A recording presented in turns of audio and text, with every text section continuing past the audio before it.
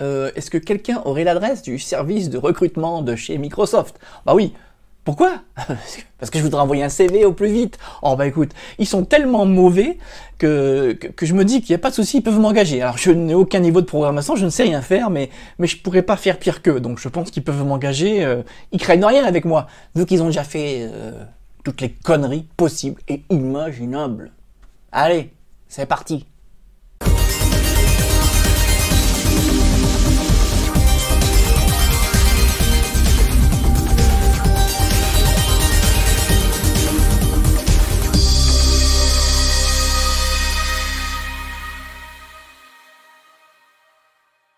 Bonjour à toutes et à tous, bienvenue dans une nouvelle vidéo de votre chaîne SOS PC.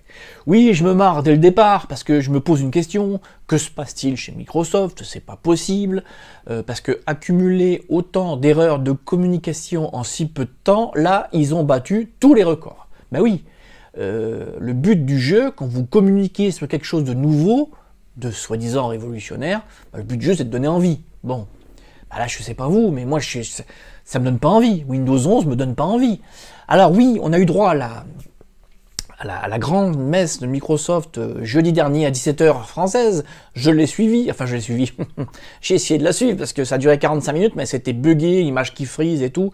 Bon, ce qu'on en a retiré, c'est on vous a annoncé quelques nouveautés.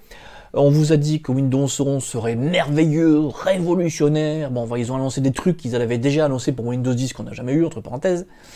Et en plus, tout ce cinéma pour même pas nous donner une date officielle de sortie, c'est du foutage de gueule. Bon, bref, ça c'est une chose. Alors, toujours est-il que qu'est-ce qui s'est passé? Eh bien, beaucoup d'entre vous ont téléchargé l'utilitaire de Microsoft pour tester leur éligibilité. Et là, grande surprise, la grande majorité d'entre vous n'est pas éligible à Windows 11. Et là, je suis désolé, je ne veux pas faire le mec qui sait tout, mais j'avais déjà prévenu. J'avais déjà dit, attention, il va y avoir un problème.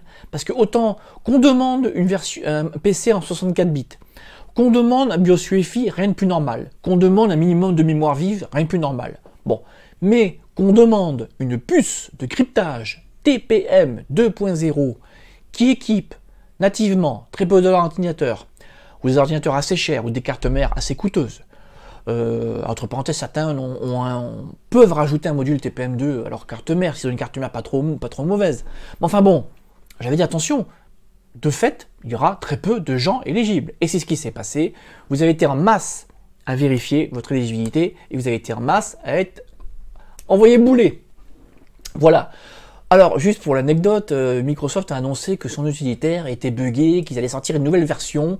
Bon, moi je suis désolé, mais bon, on sort un nouvel OS, ils sont pas fichus de faire... Alors moi je suis pas un programmeur, mais faire un programme qui ne fait quoi? Que lister les caractéristiques de l'ordinateur, les comparer à une liste, et voir si ça match, je sais pas, mais à mon avis, ça ne demande pas un niveau de programmeur très élevé. Toujours est-il que en plus de l'article que je vous ai proposé, donc avec l'utilitaire de Microsoft, je vous ai proposé un deuxième article, car heureusement, un programmeur a bénévolement proposé un logiciel libre pour tester l'éligibilité de votre OS, mais de façon, on va dire, plus logique. C'est-à-dire qu'au lieu de vous dire oui, non, il a fait, alors attendez, tiens, je vous mets l'interface ici, il a créé une interface vachement sympa, vachement lisible. Alors elle est en anglais, mais elle est super lisible, avec une couleur vert, rouge, orange. Et vous voyez, vous le lancez, et au bout de quelques secondes, vous voyez ce qui ne va pas, ce qui n'est pas compatible, et vous pouvez éventuellement corriger cela très facilement. Bon, alors bien sûr, si vous n'avez pas la puce TPM2, vous êtes recalé, j'allais dire à vie. Mais bon, tout ça pour dire que il a fallu qu'un programmeur indépendant nous sorte un petit programme pour nous aider à y voir plus clair. Bon, moi, ça m'inquiète. Alors donc, du coup, on se demande quelle est la logique de Microsoft dans sa politique de communication, parce que on peut pas avoir un discours aussi contradictoire. Depuis des années, Microsoft nous dit il faut évoluer vers les OS les plus récents. Il en va de votre sécurité et de la sécurité du web. Pourquoi je dis sécurité du web? Parce que plus il y a d'ordinateurs, j'allais dire récents et sécurisés, plus le web est sécurisé. Sauf que là, on est en train de vous dire, si votre ordinateur n'a pas, j'allais dire moins de 2 ans, mais bon, j'ai des ordinateurs récents qui ont été recalés. Si votre ordinateur n'est pas très récent, vous ne pourrez pas installer Windows 11. Alors, déjà, ça veut dire quoi? C'est que il n'y a que les gens qui ont du fric qui pourront installer Windows 11. Voilà, bon. Et vous croyez vraiment que il y a plusieurs millions de personnes qui vont changer d'ordinateur suite à une lubie de Microsoft? Bon. Hein. Et puis là, franchement, là, au niveau communication, dire si vous ne pouvez pas installer Windows 11, inscrivez-vous au programme Insider, donc programme d'installation des logiciels bêta, donc pas fini, et vous aurez droit d'installer Windows 11. C'est du grand n'importe quoi. Et puis alors, le pompon, on l'a eu là, je crois, hier ou avant-hier, le pompon sur Twitter. Microsoft a dit, ah au fait, oui ça sortira avant la fin de l'année, hein, Windows 11, mais si vous voulez l'utiliser, il faudra acheter une licence, ou il faudra acheter un PC.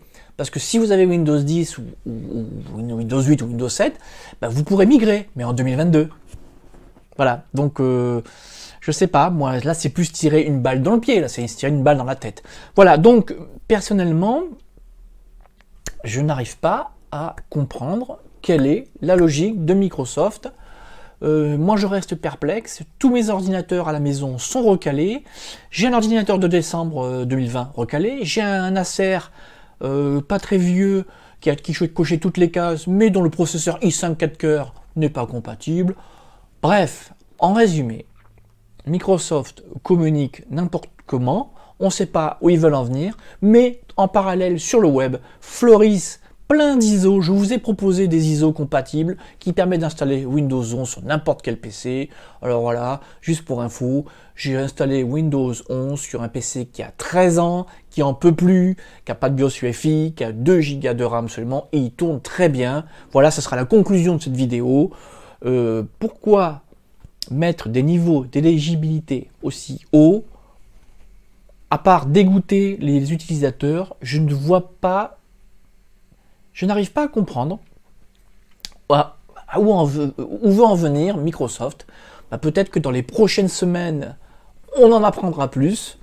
Bah, je vous dis à bientôt, n'hésitez pas à commenter. Alors je sais qu'il y a des rageux, vous allez vous exciter, mais s'il vous plaît, si vous commentez, apportez des éléments, dites-nous le résultat de vos tests, dites-nous si vous avez trouvé des solutions. Je sais que certains d'entre vous ont dit qu'on peut installer des petits modules TPM2 et sur les cartes mères compatibles les rajouter, sauf que les modules TPM2, entre parenthèses, ont vu leur prix flamber. Et moi je pense que c'est pas une bonne idée de rentrer dans cette logique-là. Moi je préfère installer une ISO modifiée et installer ça sur n'importe quel ordinateur. Enfin bref. Je ne vais pas faire une vidéo de 3 heures. N'hésitez pas à réagir dans la zone de commentaires. Moi, ça m'intéresse de voir vos expériences, de connaître votre ressenti. Allez, sur ce, je vous laisse et je vous dis à très très bientôt.